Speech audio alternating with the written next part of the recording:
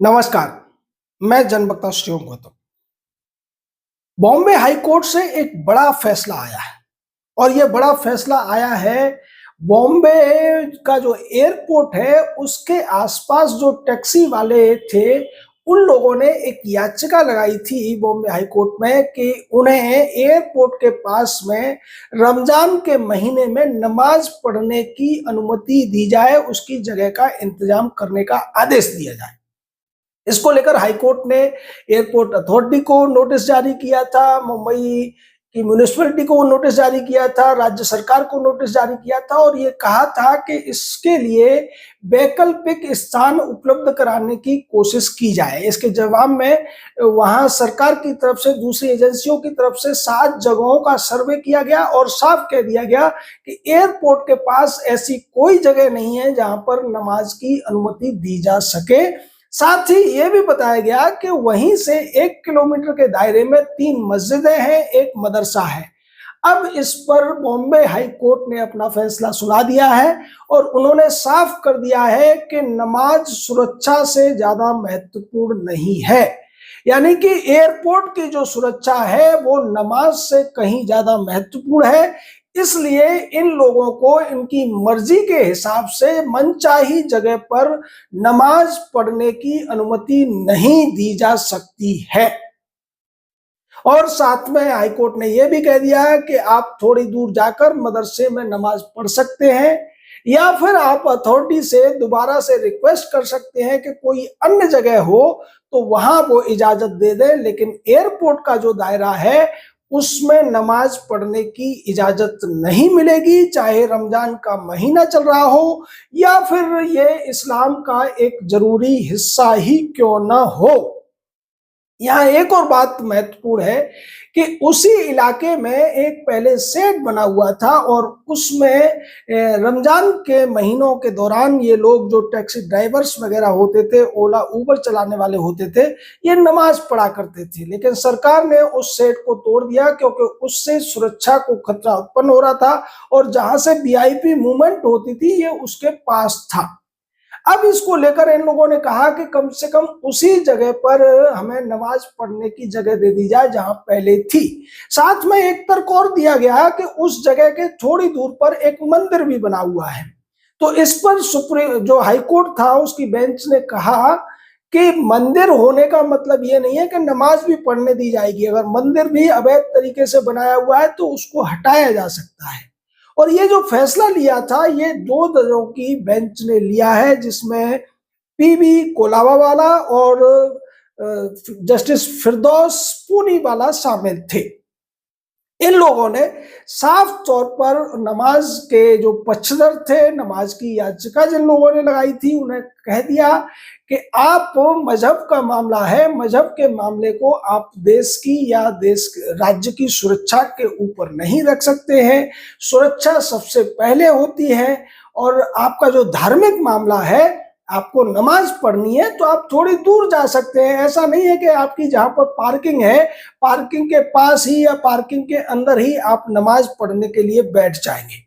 अब ये जो फैसला है ये उन लोगों की आंखें खोलने वाला भी है। आपने अक्सर देखा होगा दिल्ली जैसे इलाकों में, ओखला में अगर आप कभी जाएं और जुमे के दिन अगर वहां से गुजरेंगे तो सड़कों के ऊपर पहले लोग नमाज पढ़ने के लिए चटाई चादर बिछाकर बैठ जाया करते थे और पुलिस वाले वहां से लोगों को रोक दिया करते थे, ट्रैफिक जाम हो जाया करता था क्योंकि वहां नमाज चल रही होती थी। कोई कुछ नहीं बोल पाता था। हालांकि अभी इसमें कुछ सुधार देखने को मिल रहा है, लेकिन ये लोग ये कहते हैं कि उन्हें नमाज पढ़ने के लिए जगह कहीं भी जहां वो चाहते हैं वहां मिलनी ही चाहिए। लेकिन बॉम्बे हाई कोर्ट के इस फैसले के बाद जो दूसरे कोर्ट होंगे उनको भी एक रास्ता मिलेगा, उनको भी एक नजीर मिल जाएगी कि ये जहां चाहे वहां नमाज नहीं पढ़ सकते। चाहे नमाज की बात हो या किसी दूसरे धार्मिक आयोजन की बात हो, चाहे कोई हनुमान चालीसा पढ़ना चाहे या सुंदरकांडी करना चाहे, लेकिन सार्वजनिक जगहों पर जहां से किसी प्रतिष्ठान की सुरक्षा का सवाल पैदा हो या इस तरीके के आयोजन की इजाजत नहीं मिल सकती है। लेकिन चूंकि पहले तुष्टीकरण वाली सरकारें हुआ करती थी और इसलिए वो जो एक अस्थाई शेड था उसमें ये लोग नमाज पढ़ते रहे थे। पर अब ये स्पष्ट कर दिया गया है कि सुरक्षा के ऊपर किसी भी प्रकार के धार्मिक आयोजन को सरकार की तरफ से या कोर्ट की तरफ से छूट नहीं दी जाएगी, जो कि संविधान परस्त एक मामला है और एक अच्छा मामला है। क्योंकि तुष्टीकरण की वजह से जिस तरीके से पश्चिम बंगाल में देखने को मिलता है कि वहां कई जगह जब रामनवमी के आयोजन होते हैं उन आयोजनों को हटा दिया जाता है। कई बार जब शोभा यात्राएं निकलती हैं तो बहुत से लोग आपत्ति करते हैं कि आप हमारी मस्जिद के आगे से नहीं ले जा सकते, जबकि इसको लेकर कहीं भी कोई न तो कानून में लिखा हुआ है, लेकिन चूंकि ये लोग आपत्ति दर्ज कराते हैं और आपत्ति के साथ साथ इन लोगों का एक भीड़ का जो दबाव होता है वो इतना ज्यादा होता है कि लोग कुछ भी नहीं कर पाते हैं। पर यहां जिस तरीके से कोर्ट ने उस दबाव को न मानते हुए स्पष्ट फैसला दे दिया है और साफ कर दिया है कि इस तरीके की छूट देना सुरक्षा से समझौता करने के बराबर होगा, जो कोर्ट या सरकार नहीं कर सकती है। अब सोच कर चलिए कि दिल्ली रेलवे स्टेशन जो है वहां भी पहले एक वो इन्होंने मजार बना दी थी और उस मजार के आसपास बहुत से लोग आसपास से आकर वहां चादरें बिछाकर नमाज पढ़ने लगते थे। हालांकि अब बाद में वो कम हो गया है, मजार अभी भी वही है। और मजार का जो कॉन्सेप्ट है इसको आप समझ भी नहीं सकते हैं कि मजार कैसे पैदा हो जाती है। पहले वहां एक कब्र होती है और फिर घोषित कर दिया जाता है कि ये जिस व्यक्ति की कब्र है वो एक सूफी था, चाहे वो कोई लड़ाका रहा हो चाहे वो सेनापति रहा हो, लेकिन ये लोग उसको सूफी घोषित कर देते हैं और सूफी घोषित करने के नाम पर उसको मजार बता दिया जाता है। मजार के बाद उसको दरगाह बना दिया जाता है, यानी उसके ऊपर टीन सेट वगैरह बनाकर उसके आसपास तमाम तरीके की डेकोरेशन कर दी जाती है और फिर उसके आसपास कव्वाली जैसे प्रोग्राम और तमाम तरीके की चीजें, चादरें चढ़ाना जैसी चीजें वहां शुरू हो जाती है। तो ये सारी चीजों के पीछे अब कोई समझ नहीं पाता है कि ये एकदम से कैसे हो गया। और ये एक तरीके से कहें तो जमीनों को हथियाने का खेल भी इसी तरीके से चलता है। क्योंकि अगर नॉर्मली कोई किसी जमीन पर झोपड़ी बना लेगा तो लोग उसको हटाने की बात करेंगे, लेकिन जैसे ही वहां पहले एक कब्र बना दी, फिर मजार बना दी, उस पर चादरें चढ़ने लगी, फिर वहां आयोजन होने लगे, कव्वालियां होने लगी और उसके आसपास वो लोग झोपड़ियां बना लेते हैं। जैसा कि हल्द्वानी में मामला चल रहा है जहाँ के सुप्रीम कोर्ट का आदेश भी आ गया है कि इन लोगों ने अतिक्रमण किया है रेलवे की जमीन पर और इसको हटाए जाने के लिए रेलवे स्वतंत्र है। लेकिन चूंकि सुप्रीम कोर्ट की जिस बेंच ने सुनवाई की थी, सीजेआई की बेंच, उसने ही 2 साल पहले एक फैसला दिया था कि ये जो 4,500 घरों में 50,000 लोग रह रहे हैं, पहले इनके रहने का इंतजाम सरकार को करना पड़ेगा। अभी जब उन्होंने दोबारा इस पर फैसला दिया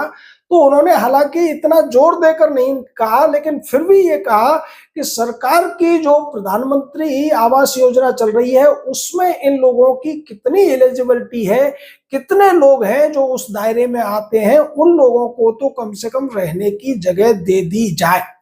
अब यहाँ पर कोर्ट जब इस तरीके के फैसले लेते हैं तो वो ये क्यों भूल जाते हैं कि ये जो लोग कह रहे हैं कि हमने उस जगह पर जो इनकी थी नहीं वहां मकान बनाया और मकान बनाकर ये 20-20, 30-30 साल वहां पर रह चुके हैं, यानी जितना खर्चा इन्होंने वहां मकान, झोपड़ी, दुकान बनाने में किया था उससे ज्यादा तो ये वसूल चुके हैं। उन्हें किराया नहीं देना पड़ा, मुफ्त में रहने की जगह मिल गई या दुकान बना ली। तो उसके बाद हटाए जाने का जब सवाल पैदा होता है तो फिर इनके हितों के ऊपर कोर्ट को सोचने से पहले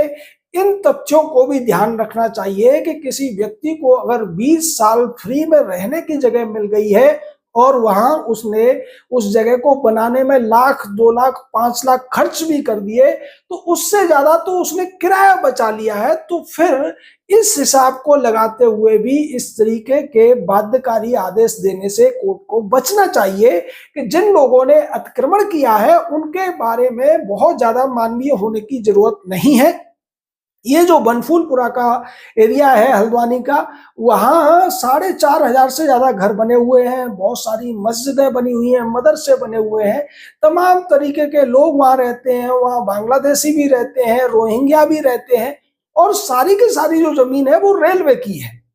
लेकिन चूंकि तुष्टीकरण की पहले सरकारें वहां रही, उन लोगों ने उनको बिजली पानी मुहैया कराया और तमाम तरीके की सुविधा मुहैया कराई, और इन्हीं चीजों को फिर ये लोग कोर्ट में भी उठाते हैं कि जब हम वहां पर अवैध रूप से रह रहे थे तो फिर हमें बिजली क्यों दी गई, हमें पानी क्यों दिया गया, हमें दूसरी सुविधाएं क्यों दी गई, हमारे वोटर कार्ड क्यों बने। यानी कोर्ट को एक अलग तरीके का प्रश्न उठाने का मौका मिलता है, और कोर्ट ये कहता है कि आपको तब से दिखाई नहीं दे रहा था। लेकिन चूंकि अब सुप्रीम कोर्ट की गाइडलाइन बन चुकी है कि कहीं भी किसी भी जगह पर अगर अतिक्रमण हुआ है, वो सरकारी जमीन है, पंचायत की जमीन है, म्यूनिसिपैलिटी की जमीन है, नदी तालाब की जमीन है, नाले की जमीन है, या शमशान घाट या जंगल की जमीन है, तो उस पर से कब्जे को हटाना ही पड़ेगा। और जब यह आदेश आया था पिछले साल, तभी हमने कहा था कि अब तमाम जगहों पर बुलडोजर चलने का रास्ता साफ हो गया है। लेकिन चूंकि अदालतों में तमाम ऐसे जज बैठे रहते हैं जिनकी जो दयालुता है वो ऐसे लोगों के प्रति एकदम से जाग जाती है। पर जिस तरीके से बॉम्बे हाई कोर्ट के दो जजों ने उस दयालुता को किनारे करते हुए साफ तौर पर सुरक्षा की दृष्टि से, संवैधानिक दृष्टि से और कानूनी दृष्टि से जो अच्छा फैसला लिया है, उसकी प्रशंसा की जानी चाहिए। आपका इस पूरे मामले पर क्या कहना है, अपनी राय दीजिए। हमारे साथ जुड़े रहिए। जय हिंद, जय भारत।